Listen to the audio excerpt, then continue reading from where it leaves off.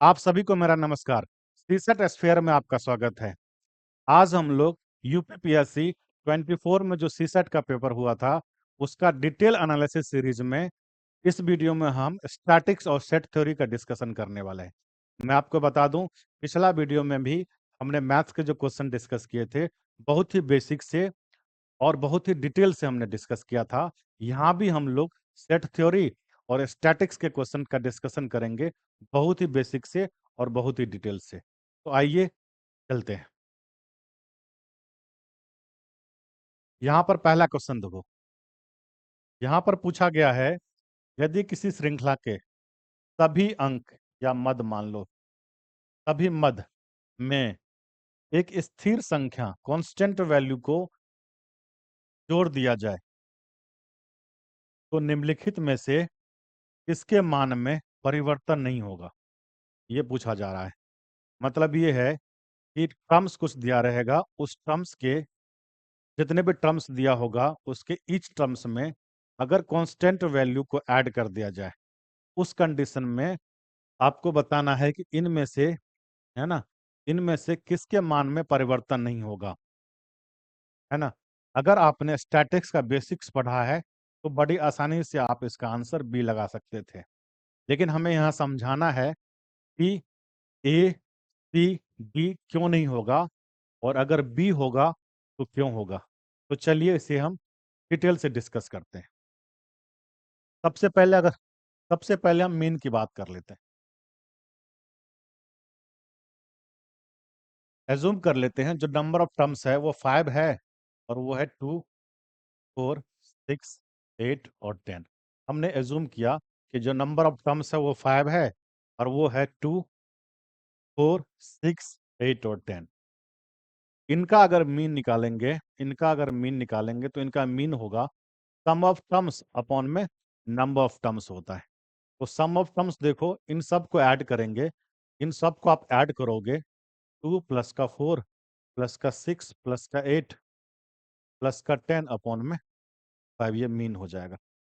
अब इन सब को ऐड करोगे तो आ जाएगा 18, 20 और 30।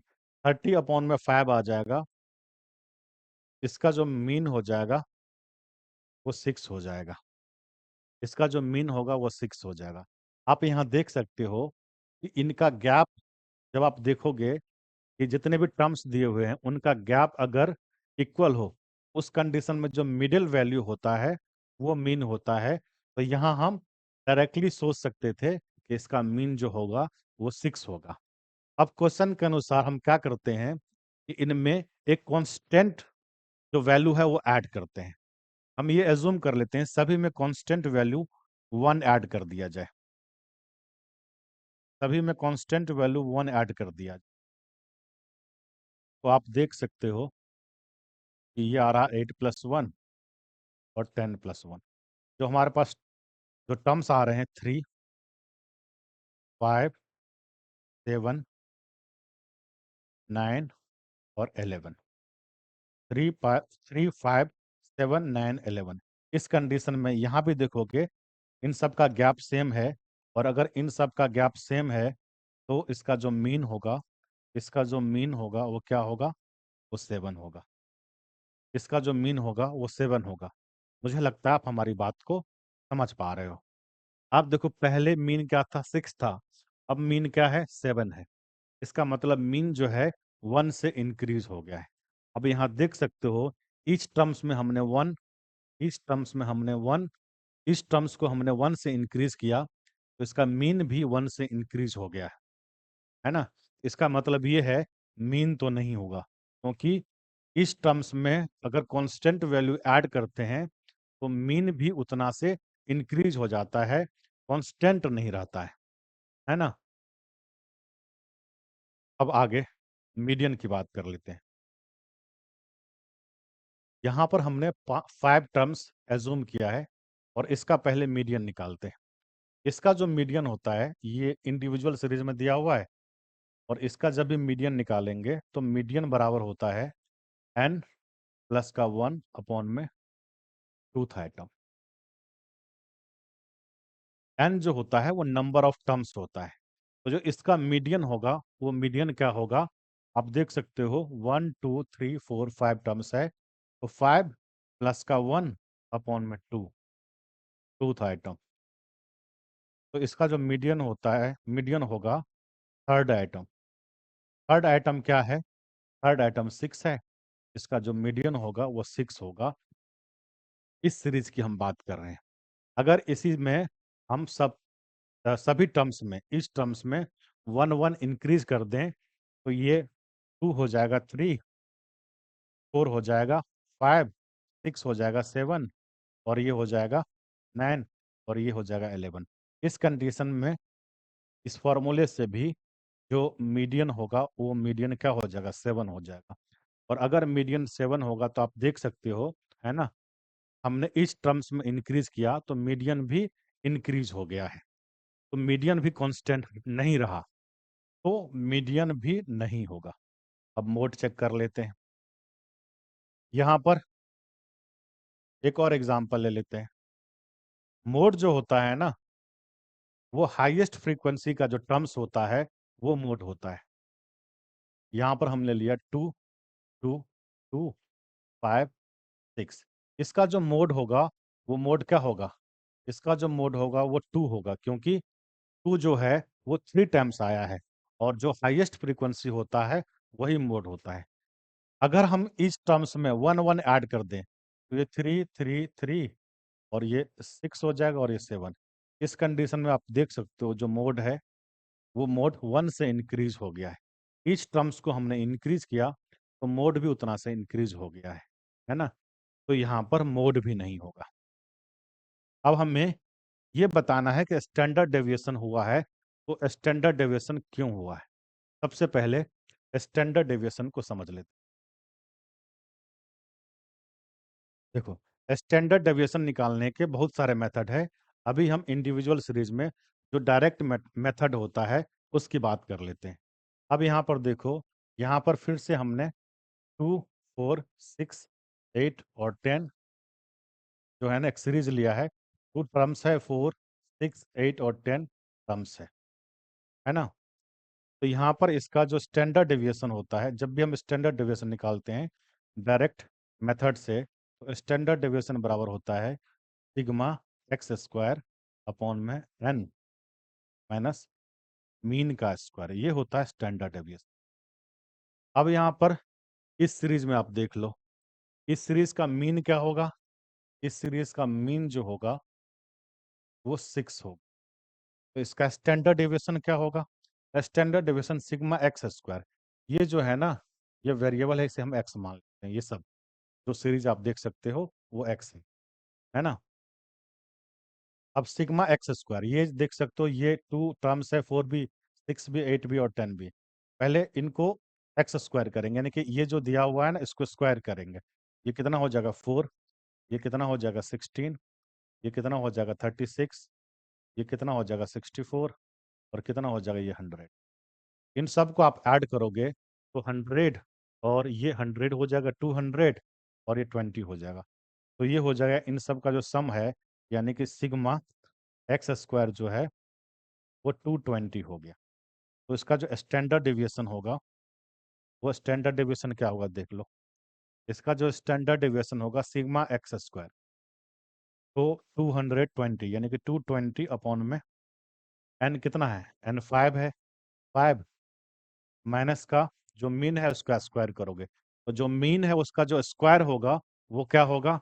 ये हो जाएगा 36। ये हो जाएगा 36। तो फर्दर कैलकुलेट कर लेते हैं। तो जब आप फर्दर कैलकुलेट करोगे तो ये हो जाएगा 44, और ये हो जाएगा 36। तो इसका जो आंसर होगा √8 या फिर 2√2।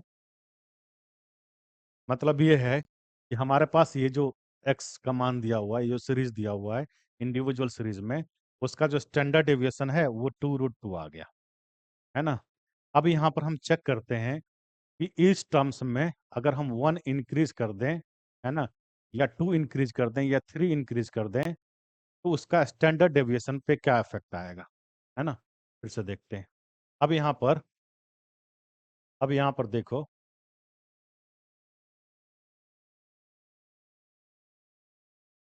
यहाँ पर देखो,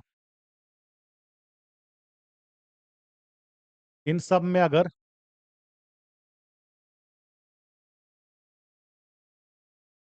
अगर वन ऐड करूं तो जो x हो जाएगा वो 3 हो जाएगा, 5 हो जाएगा, 7 हो जाएगा, 9 हो जाएगा और 11 हो जाएगा।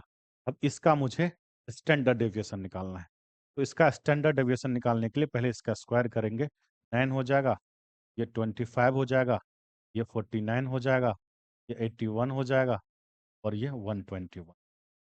अब जो इसका स्टैंडर्ड डेविएशन होगा वो होगा सिग्मा एक्स स्क्वायर। अब ये इन सबको ऐड करना है। इन सबको ऐड करोगे तो देखो क्या आ रहा है ना। 121 और 9 कितना हो जाएगा, 130, है ना। और ये भी हो जाएगा 130, यानी कि 260 तो ये हो गया, और 25 यानी कि 285। 260 और 25 क्या हो जाएगा, 285। ये हो जाएगा सिग्मा एक्स स्क्वायर। इसे हम 5 से डिवाइड करेंगे, फिर क्या करेंगे, माइनस करेंगे मीन का स्क्वायर। अब यहाँ पर देखो, ये जो आपके पास सीरीज है इसका जो मीन होगा वो मिडिल टर्म 7 है, तो इसका जो मीन होगा 7। 7 का स्क्वायर करोगे तो 49 आ जाएगा। अब यहाँ पर देख सकते हो, यहाँ पर हो जाएगा 5 5 जा 25, और क्या आ जाएगा ये 25 और 3, 5 7 जा, है ना, माइनस क्या हो जाएगा 49। फर्दर कैलकुलेट करेंगे तो √8 आ गया और ये 2√2, है ना। बहुत ही बेसिक से बहुत ही डिटेल से एक एक करके सारे ऑप्शंस को हमने डिस्कस किया है। और आप देख सकते हो सिर्फ स्टैंडर्ड डेविएशन ऐसा है कि उसके जितने भी टर्म्स है सभी टर्म्स में एक कांस्टेंट वैल्यू ऐड कर दिया जाए तो स्टैंडर्ड डेविएशन के मान में कोई परिवर्तन नहीं होता है। इसका मतलब ये है कि इसका आंसर स्टैंडर्ड डेविएशन है, जो कि मैंने आपको प्रूफ करके बता दिया। आइए अगला क्वेश्चन डिस्कस करते हैं। देखो, जो ओजैब होता है ना, ओजैब में अ, एक होता है लेस देन ओजैब और एक होता है मोर देन ओजैब। से कम और से अधिक। ठीक है, आगे पढ़ते हैं। ओजैब curves for more than type and less than type distribution intersect at, है ना। लेस देन और मोर देन जो इंटरसेक्ट करता है इस पॉइंट पे, है ना, वो जो पॉइंट होता है वो मीडियन होता है। वो जो पॉइंट होता है वो मीडियन होता है, ध्यान रखना। ठीक है, आगे बढ़ते हैं। यहाँ पर देखो, ये जो क्वेश्चन दिया हुआ है, समझना मेरी बात को। If the median of the following data is 11, यहाँ पर जो डेटा दिया हुआ है उसका मीडियन 11 है, तो पूछा जा रहा है के का मान क्या होगा। बहुत ही ध्यान से समझना इस क्वेश्चन को। यहाँ पर टर्म्स कितना दिया हुआ, 3, 21, 10, 7, 6, 9, के प्लस का 6, 15 और 20। इसे आप काउंट करोगे तो 1 2 3 4 5 6 7 8 9, यहाँ पर 9 टर्म्स दिया हुआ है, ध्यान रखना। यहाँ पर जो टर्म्स दिया हुआ है वो 9 टर्म्स दिया हुआ है। जब कभी भी इंडिविजुअल सीरीज में हम मीडियन निकालते हैं तो सबसे पहले जो सीरीज दिया हुआ है उसे या तो हम इंक्रीजिंग ऑर्डर में लिखते हैं या फिर डिक्रीजिंग ऑर्डर में लिखते हैं। इंक्रीजिंग या डिक्रीजिंग ऑर्डर में लिखने के बाद इंक्रीजिंग या डिक्रीजिंग ऑर्डर में लिखने के बाद ये जो फॉर्मूला है वो यूज करते हैं, n प्लस का 1 अपॉन में 2वां पद, टूथ आइटम या 2वां पद, ये यूज करते हैं, है ना। और जो पोजीशन होता है उस पोजीशन पे जो टर्म्स है या नंबर है वही मीडियन होता है। अब यहाँ देख सकते हो, यहाँ पर 9 टर्म्स है और इसे हम इंक्रीजिंग ऑर्डर में लिखते हैं। पहले इंक्रीजिंग ऑर्डर में लिखेंगे तो पहले 3 आ गया, 3 के बाद 6 आ गया, फिर आ गया 7, फिर आ गया 9, है ना, फिर आ गया 10, फिर आ गया 10 के बाद आ गया, हम k प्लस 6 को अभी नीचे लिख देते हैं।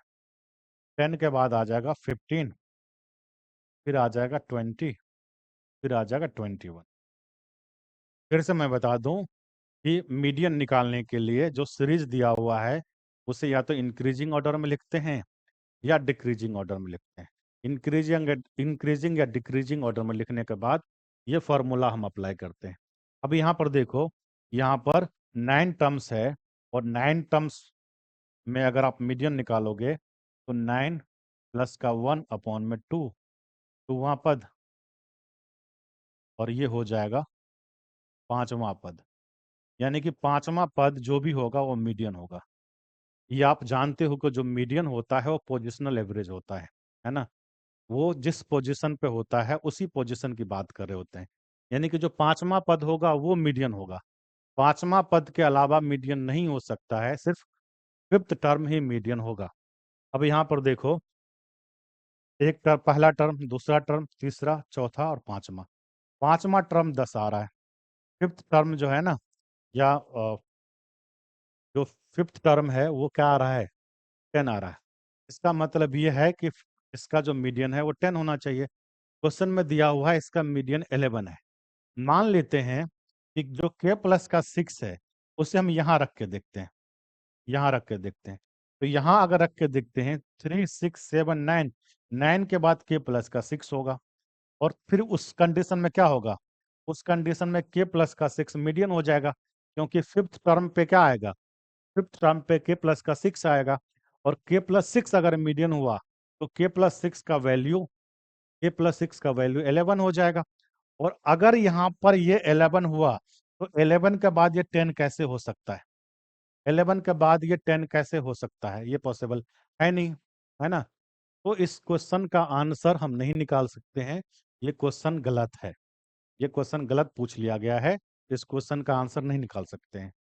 ये भी सोच लेते हैं, अगर मान के चलो k प्लस का 6 इधर रखें, k प्लस का 6 आप इधर रखोगे तो ये जो है ना, ये कौन सा टर्म आ जाएगा, 1 2 3 4 5, ये 6 टर्म आ गया, छठा पद है ये। और हमें मीडियन जो निकालना होता है वो इस फॉर्मूले का यूज करके निकालना होता है, क्योंकि पोजिशनल एवरेज है। तो हमें मीडियन जो निकालना होगा वो पांचवा पद ही निकालना होगा, और पांचवा पद तो 10 है ना। तो इसे निकाला नहीं जा सकता, ये क्वेश्चन गलत है। ये क्वेश्चन तब सही हो सकता था जब यहाँ पर एक टर्म्स और दिया होता, एक टर्म्स इधर और दिया होता, है ना। यानी कि इसके बाद एक टर्म्स और दिया होता। इस कंडीशन में क्या होता, इस कंडीशन में आप देख सकते हो, इस कंडीशन में 10 टर्म्स हो जाता, और k प्लस 6 को हम यहाँ रखते तो फिफ्थ और सिक्स्थ का एवरेज हो जाता मीडियन। मैं आपको बता दूं कि अगर मान के चलो एक टर्म इधर और होता, उस कंडीशन में क्या होता, उस कंडीशन में 10 और k प्लस का 6, ये होता फिफ्थ टर्म और ये होता सिक्स टर्म। टोटल टर्म कितना हो जाता, टोटल टर्म 10 हो जाता।